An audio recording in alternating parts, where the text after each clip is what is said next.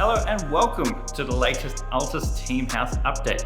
And boy, this is a long time coming. There's been all kinds of things happening in Melbourne with lockdowns since we last did our video, which is when we just moved in. We wanted to get the whole build going, and unfortunately with lockdowns and then tradespeople being pretty much unable to help us, it meant that things did change and things did take a lot longer to get going. But happy to say, as you can see in the background, that as of last week, the build has started. So whilst we were in a lockdown, it did give us a chance to consider what we were doing with the house. We had a lot of different spaces that we could work with. And the room that I'm standing in now is actually our competition zone. It certainly doesn't look like it right now. It's a construction site, as you can tell, but within a few weeks, it should be all ready to go. And then at that point, the sky's the limit as far as getting those things going. We've also prepared a multi-purpose studio upstairs, which is going to be used for team meetings and podcast sort of interviews, things like that. And we're calling that the Blue Room. You'll find out when you see it, but that's certainly going to be where we're able to do a lot of those sort of things that are outside of the sim room. So to get away from the sims and spend a bit of time doing other things that's going to develop the team. So with our change here in terms of the mix, in terms of having really two full-time residents along with myself in the house, it does mean that we do have this ability to scale up, so we do actually have space for one more.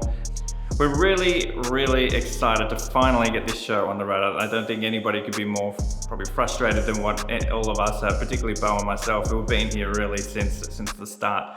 Lockdown's never fun, but when you go and embark on such a big undertaking, it's probably it's the worst thing that could have happened.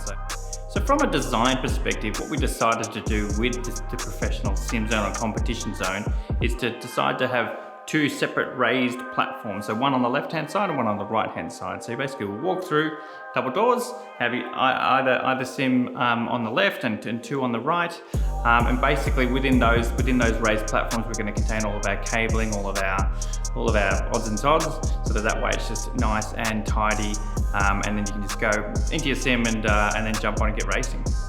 One of the other things is that we've wanted to make a standard environment that we sort of work within. So each of the sims are going to be identical.